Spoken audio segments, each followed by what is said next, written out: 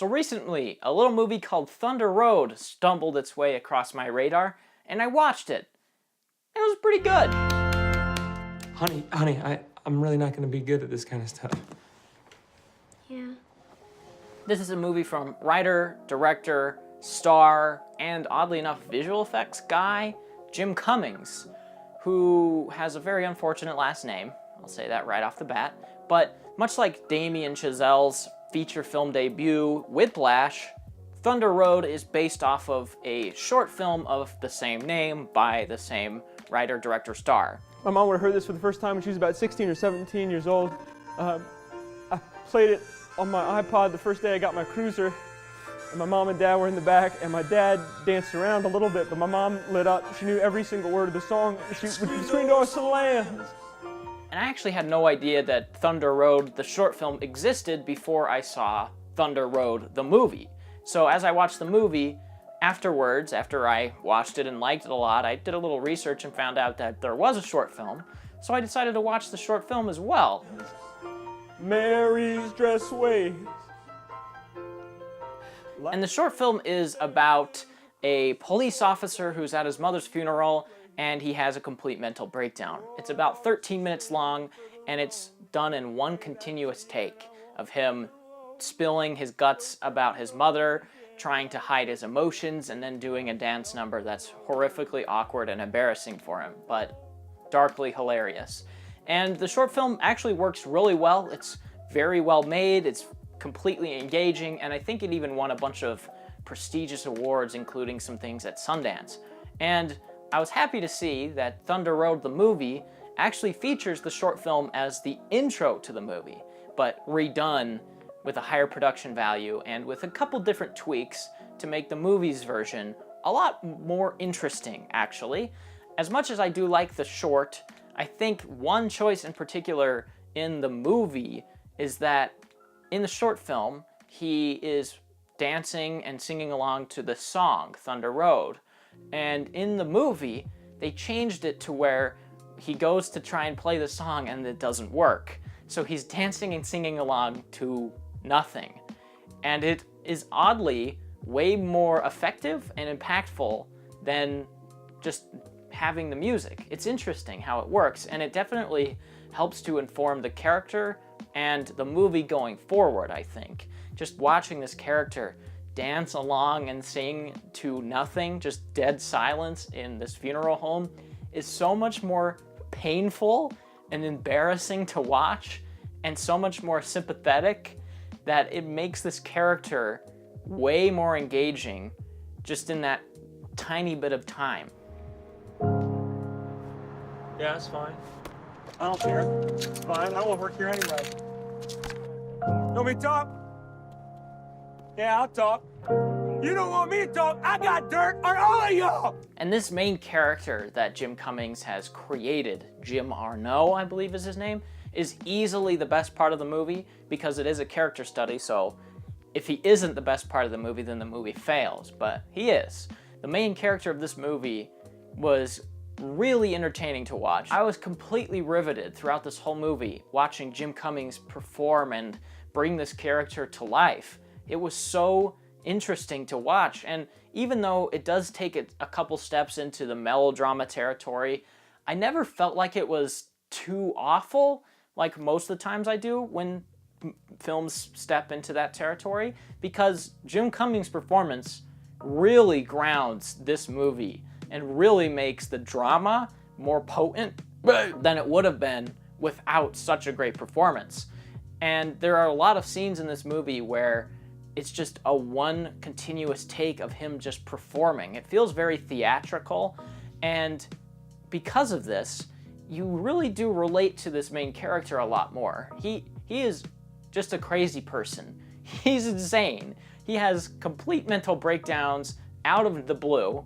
He freaks out at pretty much everyone around him, and he exhibits a lot of very weird and slightly violent tendencies that make him horrifically unlikable, because there's a lot of scenes when he is just screaming and seething with rage towards people. There's a scene when he picks up a desk after his daughter's teacher tells him that she's a problem child, and he's like threatening to throw it at him, and it makes him so unlikable.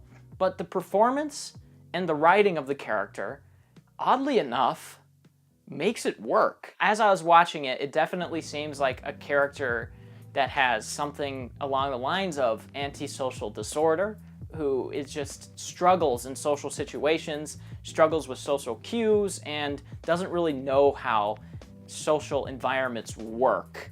And as I was watching it, that kind of became more and more clear. So it's just this downward spiral for this character, and the meat of the movie is just how this character reacts to the situations. And how he reacts is easily the most interesting part, because it helps to develop and inform this character that the movie is centralized around. I slept in my car! 3 weeks! Jerry saw it!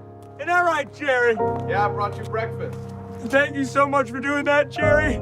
That meant a lot back then. From a directorial standpoint, he has some incredibly impressive sequences of long takes, like at the beginning of the movie, when he loses his job, he has this mental breakdown in the parking lot of the police station. He's just like stripping off his clothing and yelling at people. There's a scene that's done in one take where he's doing like patty cake with his daughter, and they're doing it as fast as they can, and they're like hyper-focusing on it. And there's so many great sequences that are really impressive from a directing and cinematography standpoint, because it clearly shows how much time and love and care was put into this movie and how passionate he was about the project. And from a leading man standpoint, he completely dominates this movie. Everybody else just pales in comparison to him. And without that performance, again, this character probably would be horrifically unlikable, and the movie probably wouldn't work.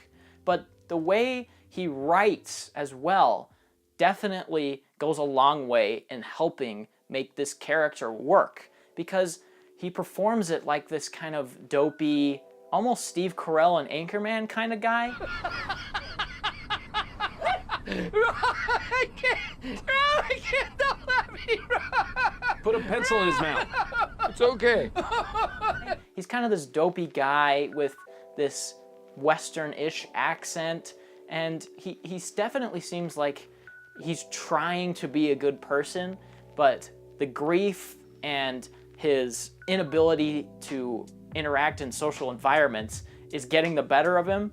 And so this person that is trying so hard to be good frequently finds himself doing horrible things.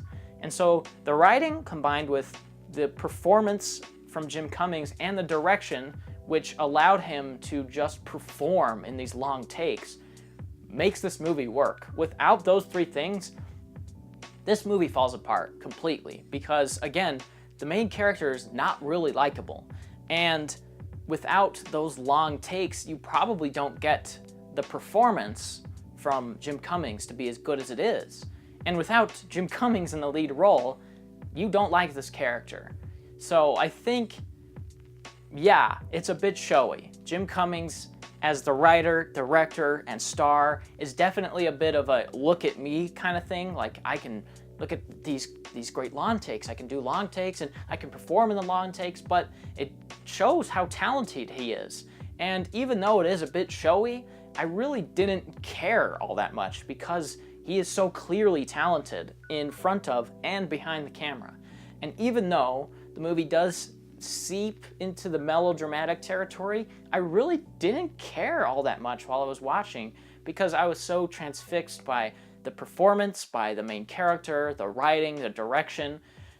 I just think this movie works. I think it works really well, probably way better than it should have.